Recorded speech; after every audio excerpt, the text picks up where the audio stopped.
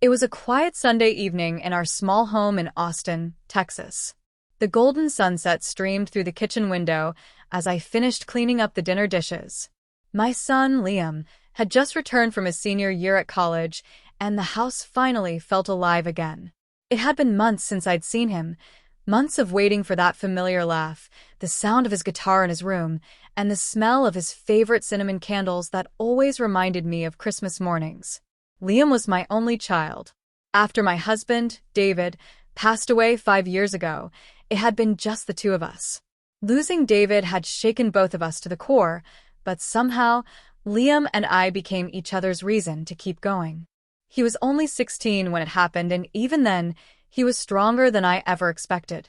I remember him holding my hand at the funeral and whispering, "We'll be okay, Mom. I'll make him proud."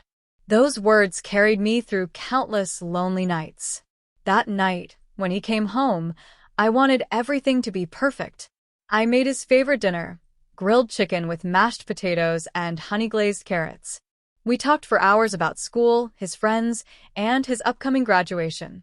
But there was something different about him this time, something heavy in his eyes, as if he was carrying a burden he didn't want to share. After dinner, we sat in the living room, the old clock ticking softly behind us. I watched him scrolling through his phone absent-mindedly. "You okay, sweetheart?" I asked, noticing his silence. He smiled, but it was faint. "Yeah, just tired." "You've been quiet," I said gently. "You sure everything's all right?" He nodded, but didn't look up. There was a long pause before he said, "Mom, can I ask you something?" "Of course," I replied, my heart tightening slightly. He hesitated. "When Dad died, did you ever feel like you couldn't talk to anyone about how you really felt?" The question caught me off guard. I looked at him, searching for what he really meant. "Yes," I said honestly. "I felt that way a lot.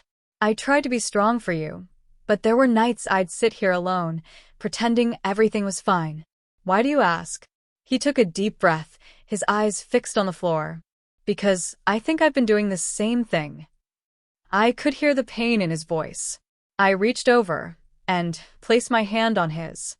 "Liam, talk to me. Whatever it is, I'm here." He swallowed hard, his eyes glistening. "I've been struggling, Mom. More than I let on. College hasn't been easy. I've been pretending I'm okay, because I didn't want to worry you." My chest tightened. "Oh, honey." He looked up, tears forming in his eyes. "I didn't want you to think I was weak. I kept telling myself I had to be strong for you, like I promised Dad. But I've been a lost.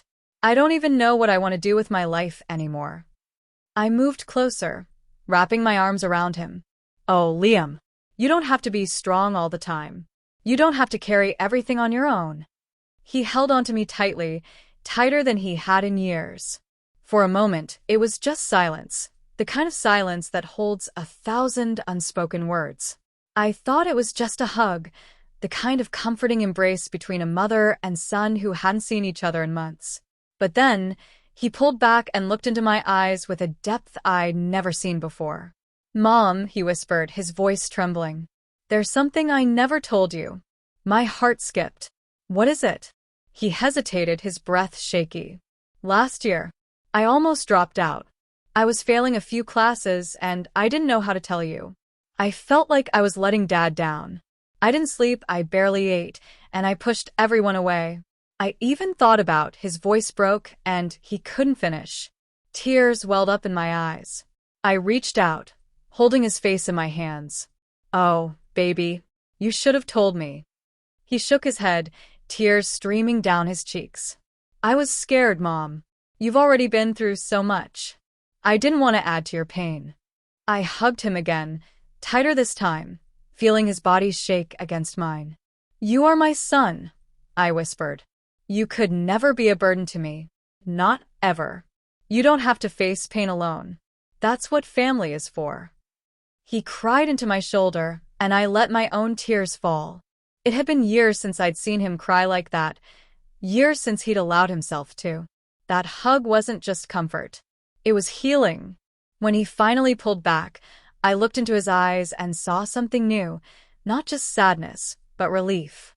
He wiped his face and managed a small, shaky smile. I'm sorry, Mom. I just didn't know how to tell you before. I smiled softly, brushing a tear from his cheek. You don't ever have to apologize for being human, Liam. Life is messy. It's okay to stumble. What matters is that you get back up, and you did. He nodded, breathing deeply. I'm trying to, Mom. I really am.